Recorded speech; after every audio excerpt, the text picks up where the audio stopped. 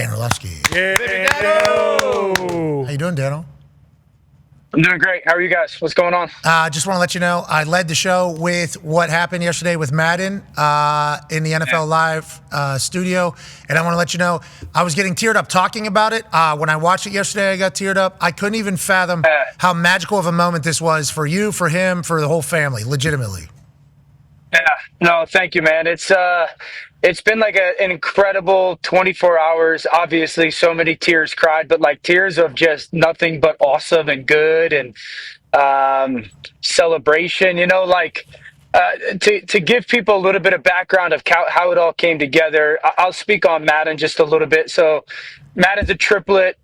When my wife was pregnant, it was one of those situations where, you know, we were kind of advised like, hey, this one, you can get rid of this one if you want, type of thing, and it might be a little bit easier, and that was never on the table for us.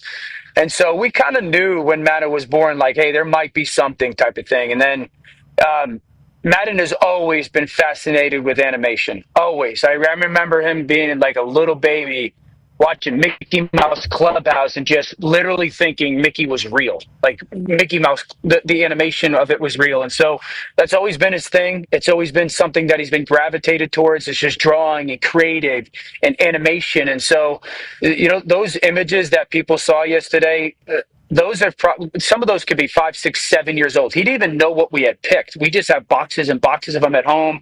Madden got diagnosed with autism probably around the age of 2 or 3. It's scary at first because there's a lot of unknown and there's probably a lot of negative attached to it. And I don't want to pretend that it's not real scary. It is.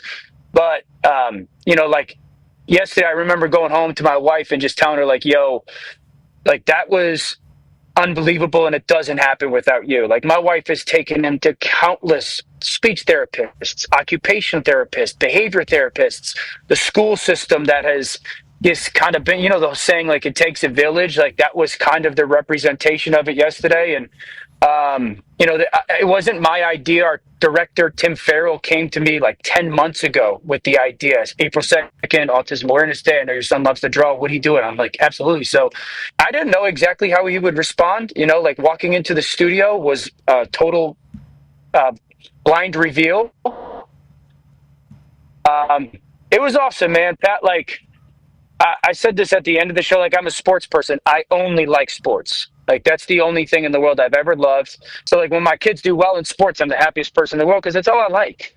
Madden, that's not his thing. And so like to watch him have his thing and to swell up with pride that he has his thing, like it was so surreal and special and emotional and it was cool, man. It was really, really, really cool. Yeah, it was amazing for all of us to watch, you know, legitimately, especially now that I have a daughter and, you know, you feel different ways about the world whenever you have a child. But for you saying the only thing you like is sports, the only thing you're in is sports, so whenever your kids succeed in sports, you're happy. I bet you there was a moment, too, where you were, like, so pumped that you could provide something for Madden that he was also interested in. So I want to let you know that's good parenting, cool parenting by you and the wife. And that was a magical moment we were lucky to spend with the Orlovskys. Legitimately, it was so cool. That was a cool thing, and I hope Madden, Madden continues down that path, by the way, because animation's a good gig, especially in the world that we are currently in. So congrats to your whole family having that moment, and shout out to Tim. You said the director of NFL. Tim Farrell is Tim Farrell is the director. Like, all you know, again, an unbelievably incredible moment. If that doesn't win some kind of award, or he doesn't win some kind of award, because this was like, again, not only his idea, it was his execution as well. Because I didn't know like if they would just throw up one drawing at a time type of thing, but like to have all of them as the splattered background was his and kind of the crew's idea. And yeah, dude, it was amazing, man. Like the run around, the run behind the main screen there was that was like he was, you know, like that was really. I'm getting choked up thinking about it even more. Congrats! It's so cool, so cool, so cool. I don't want to cry this entire time. I have questions that I'd like to ask you, okay? But that was awesome. Just know that was amazing, and we all celebrated alongside you and your family.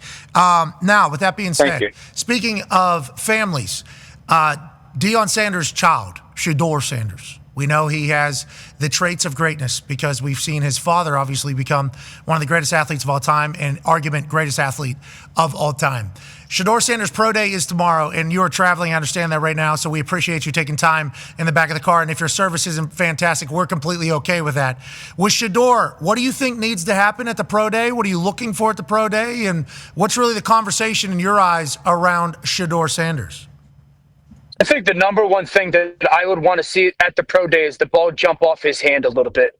I would tell you this.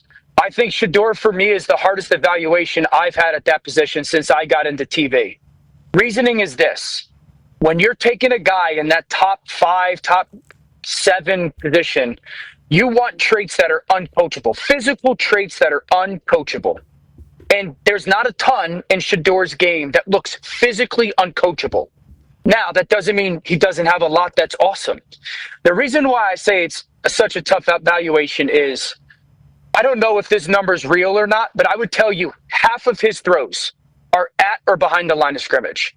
That's just the nature of what they had to do at Colorado, like screens and RPOs, half of them. So you take half of those throws and throw them out because they don't matter. Anybody in the world can do that. And then you take a quarter of his throws and you throw them out because the pass protection in the offensive line is so bad. It's so bad. You're like, I don't care if it's Lamar or Josh, Patrick. No one is doing anything behind the line. So then you're like, you get a quarter of his passes that you feel like you can evaluate. And when you see that he has some time of timing, like those throws, the timing, the rhythm, the ball placement, when he's in a clean pocket, when he can manipulate somewhat, he's really impressive. He does that really, really, really well. But then you watch tape and you're like, nah, he's running for his life, can't throw that out. Or, man, he's only throwing the ball to Travis Hunter. Like, that throw's sensational. That read, that throw's sensational. But sometimes he only looks to throw to Travis Hunter. So you're like, all right, I can't knock him for that. But are you only locking on Travis? Sometimes he just catches the ball and it's like, all right, I'm just going to run. I'm just going to look for where I can move in the pocket and run. And part of you understands that because the pass protection is so bad. But I think one of the things that consistently I would write down is I want the ball to jump off his hand. I want him to drive the football. I want him to absolutely, like, there's 18 yards. It's in between a safety and a corner. You need to throw an absolute piss missile right now. And he doesn't have a ton of that. And so, like, at the Pro Day, I would want to see him step into some and just freaking drive them and going, all right, like, this is a part of my game that I'm capable of. So interesting, because if you drop Shedeur, and I don't want to say this to Will Howard because I like Will Howard, you put Shedeur on that Ohio State team, or you put Shedeur on, like, Georgia, or you put Shedeur on Alabama, or you put Shedeur on Ole Miss, or you put Shedeur on any of these teams that, you know, him, his dad, and his crew had to build They had to build, at 2 schools. They had to build and create. So there's going to be some holes, obviously. Now, granted, they have a lot of talent and skill, but the offensive line at 1 year and then next year and everything like that. So I could see why you would say it'd be a hard read because it's like the guy seemingly makes plays. The guy was able to rebuild 2 different programs. The guy has the it factor. He's used to the spotlight.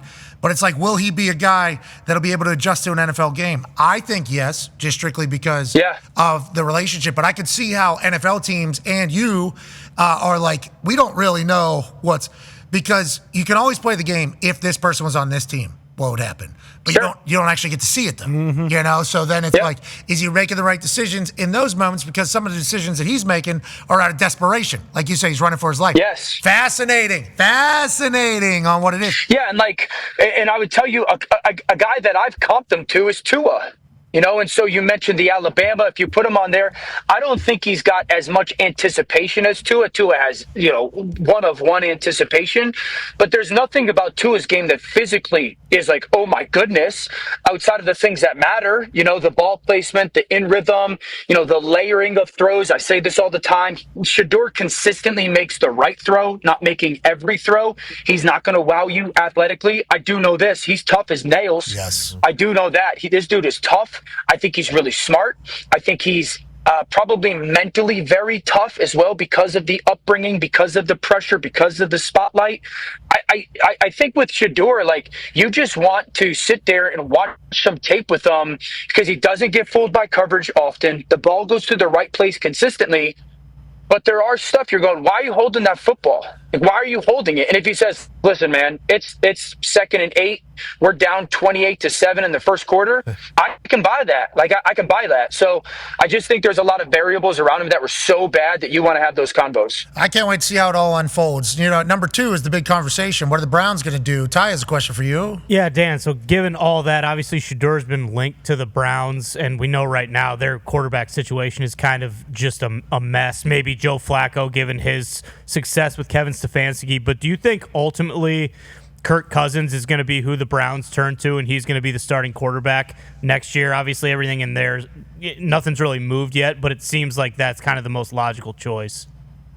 Yeah, I do. I think the things that make sense to me are Kirk Cousins eventually will be with the Browns, and Aaron Rodgers is already going to the Steelers. I think with the Browns, if you look at it and you go, okay, well, Kenny Pickett, if Kirk Cousins becomes their starting quarterback and they add a player like Travis Hunter, if I were the Browns, I would take Travis Hunter at 2.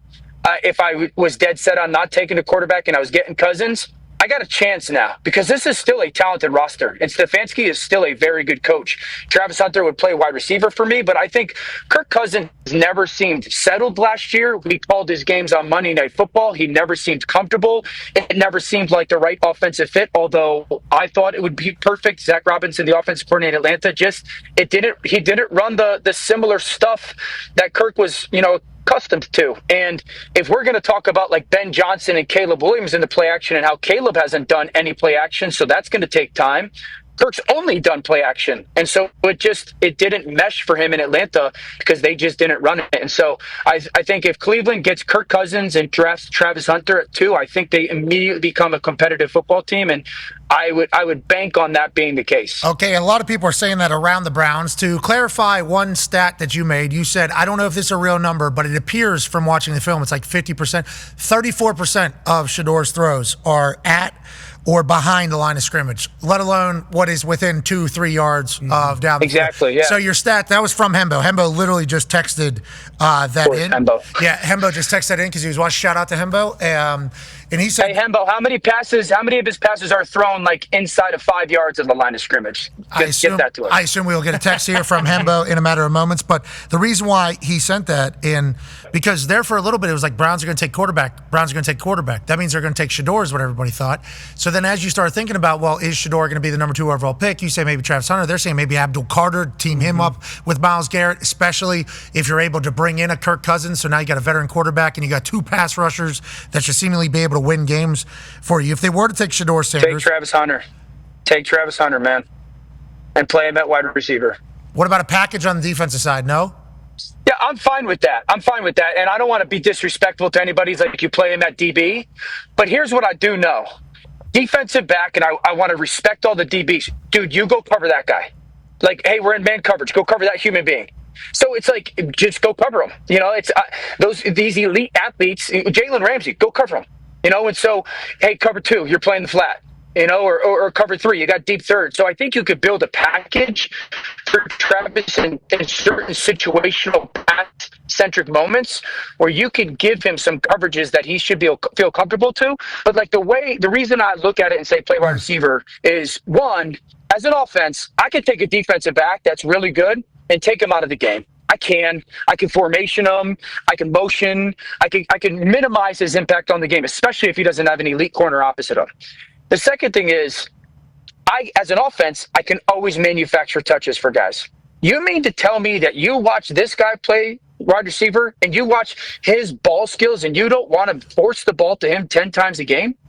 I mean, he's got clips that I'm like, oh, this looks like Randy Moss. This looks like Justin Jefferson with the ball in his hands. Dude, his strides are ridiculously long. So as an offense, I'm like, I can force the ball to him 10, 12 times a game, and I know it's going to happen. I could take a defensive back out of the game. Like, imagine if you're Baltimore. You're going to throw the ball to him? No, you're just going to force that. Dude, Patty's got like 10 of those. Yeah, that one was at the beginning of the season. It was like, this guy is unbelievable. And you mentioned earlier when you were talking about Shedeur forced it to 12 a lot. It's like there might be a reason. Yeah. It might be exactly what you're chatting about.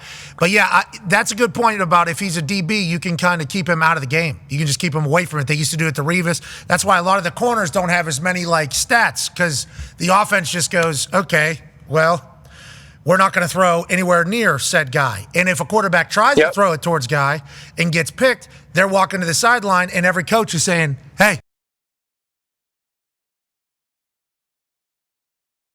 Yeah.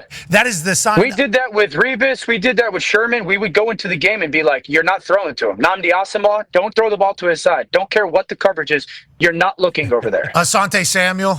Obviously. Patrick Peterson, yep. Yeah, okay, good. I'm happy to hear you just went along with that. Let's make sure we put a little respect on Asante Samuel on this. But you're right. I appreciate that narrative, actually.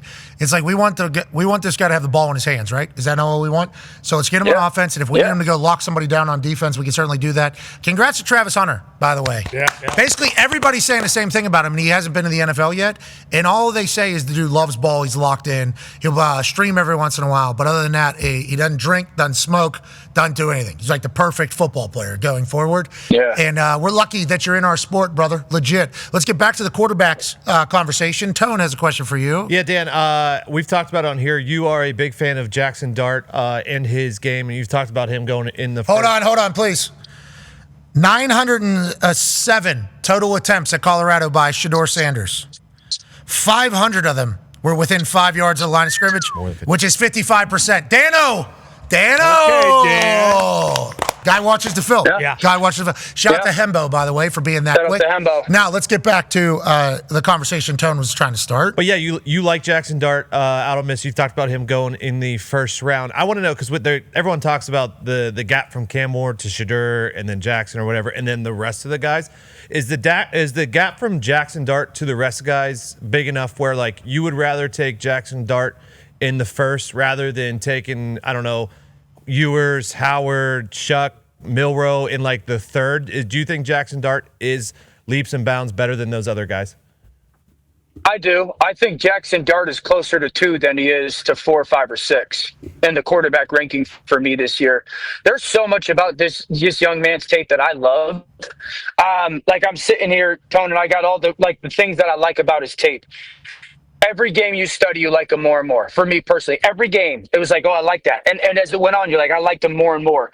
He makes some big-time wow athletic throws where, like, athletically, he makes some really challenging throws. He gets through progressions as good, if not better, than anybody in the class. The downside of the knock on that, I would tell you, is this. Ole Miss ran like the same 6 concepts a lot. That being said, he operates them flawlessly, and that being said, so did Jaden Daniels at LSU. So, like, I don't use that as a knock to him.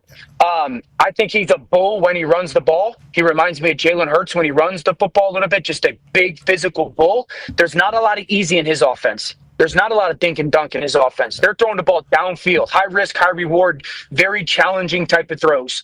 I don't think he's reliant on his legs. I think he uses his legs when he has to rather than when he wants to or when he's confused. And he drives the ball into windows. Here's the stuff that I would tell you about Dart that, like, maybe would scare people. I don't want to use the word scare, but make them study more. His feet have a little Drake May to him last year. Like, where you're like, hey, dude, stop being so sloppy with your feet. A little bit laziness or boredom. But you work on that, obviously, like Drake May did. And I've said this before. The Florida game and the way it ended has to be the conversation. If I was going to spend one sit down with Dart, I would put on the end of the Florida game and be like, talk to me about what happened. Because in the Florida game, he's awesome. Like, that post throw is awesome. He's awesome in it. And then his last 2 possessions, you're like, what the heck just happened? And I would want to know from him, what happened in the game? What happened? Tell me what happened to make you look like a completely different player. But I think he's going to be an awesome pro. Yeah, him running is fantastic. That is, and to be clear, I don't think we paid enough respect to Jaxson Dart at the beginning of this draft process. The more highlights we see, it's like, that looks like a Sunday guy. Mm-hmm. And then I get a text from Hembo. Yes. Hembo, actively watching right now. Thank you, Hembo. He said, hey, remember this. There's a lot to dream on with Jaxson Dart. Wins downfield, 1,934 yards and 25 touchdowns targeting verts, corners, posts in 2024. Both of those are the most in FBS. He decimates man coverage. 12 yards an attempt versus man coverage in 2024, which is the highest in all of FBS. And then he creates out of chaos, says Hembo. 18 explosive runs, 10-plus yards or more on scrambles in 2024, which is the most among P4 programs. So you're talking about Jaxson Dart having the most in that Lane Kiffin offense, which is obviously very explosive, but you have to be able to handle it all. And you talk about that Florida game at the end. I think he took some big shots in that game potentially. Yeah. And then also, don't you? There is some. I don't want to get myself in trouble here. Not a doctor. Don't do a doctor. Don't do the doctor thing. Yeah. We're all saying the same thing. There's some shots where it's like, is he all there? Yeah, what is? Guys still playing? Yeah. Like Will Howard in the Michigan game. Bingo. Mm-hmm. Exactly like the Will Howard in the Michigan game. And I think in college it's a little bit different with the unaffiliated neuro, whatever it is. And we're not, once again, we're not doctors, so we're not doing this entire thing. But as football watchers, you see something happen and then you go, he looks a little different after that. And then before that. Yep. So that could be a conversation piece. Now, highest Scouts Inc. draft grade of the quarterbacks in the 2024 and 2025 class. This is from Hembo. Caleb Williams got a 97. Oh. Jaden Daniels got a 94. Drake May got a 93. Come on. J.J. McCarthy got a 92. Cam Ward got a 92. Shedeur Sanders got a 90. Jaxson Dart got an 88. Okay. Bo Nix got an 87. Tyler Shuck of Louisville, 87. Michael Penix Jr., 85. Damn. So what Hembo's saying is like the Scouts Inc. draft grade of Jaxson Dart is like guy. Like they're saying he's a guy. And also this draft class at the quarterback position might not be as low as everybody is saying it is in the end. Is that what you heard there, Dano? Yeah. That's kind of how I've felt about the class. It's not as bad as kind of people have painted it out to be. I'm a Jaxson Dart guy. Like I would seriously, I don't think he makes it outside the top 10. If I were the Raiders, if I were the Jets, if I were the Saints, I would be very seriously considering drafting him in the top 10. Dude, at the end of the day, can you see it and can you throw it at that position? He sees it well and he can throw it. Do you panic with the football in times of panic? Because that's the reality of that position in the league. He doesn't. Sometimes he gets it out. Sometimes just because of the athleticism, he gets himself out of bad or goes and creates good. I think the fact that he's been stressed so much to make challenging throws down the field has given him like this confidence of like, I can go make some big time throws. And so for me, dude, he's the one guy in the class. I've said Cam is the number one player for me or pick at the quarterback spot. Jaxson Dart would be neck and neck with Shedeur for me. Okay, very fascinating of it all, especially how this draft class will be viewed 5 years from now as opposed to what it was viewed at the beginning of this draft cycle. Last question. We know you're very busy. We appreciate you, from Connor. Yeah, Dan, you mentioned there the Raiders looking at Jaxson Dart, and I believe every single mock draft has Ashton Ginty going there. Spy Tech came out and said his son was going to basically leave the family if they don't take Ashton Ginty, but it sounds like you think kind of what Brady has been saying a lot too. Tom has come out and said, the most important thing for a young quarterback is, being able to sit behind a guy, learn what to do. Obviously, Tom is going to help in that process. Do you think the Raiders will take Shedeur or Jaxson Dart at 6 if they're still there? And do you even see them possibly trading up or another team trading up like the Saints you just mentioned to get either of those guys in the top 5, top 6? Yeah. I don't see the Raiders getting overly aggressive. The head coach won a Super Bowl with a 3rd-round pick, and the guy that's in the front office, his greatest of all time is his 6th-round pick, and the general manager came from Tampa Bay, where they just watched a cast-off in Baker Mayfield revitalize his career. I think of Pete Carroll and I go, Legion of Boom, unbelievable defensive line. I think that the defensive line prospects in this draft that people consistently talk about are probably a little bit more at play for the Raiders. And so I don't think they get overly aggressive with the draft. We'll see if Geno gets that extension. That being said, I just raved about Jaxson Dart. And if you're the Raiders and you think that he's a 1st-round guy, I don't mind being aggressive. My gut tells me because of the people, the decision makers in their past, they won't. All right, Dano, we appreciate the hell out of you, man, for joining us. Good luck today. We know you got a big day. Today. I appreciate you, boys. I appreciate you, Pat. Thanks for your words, man.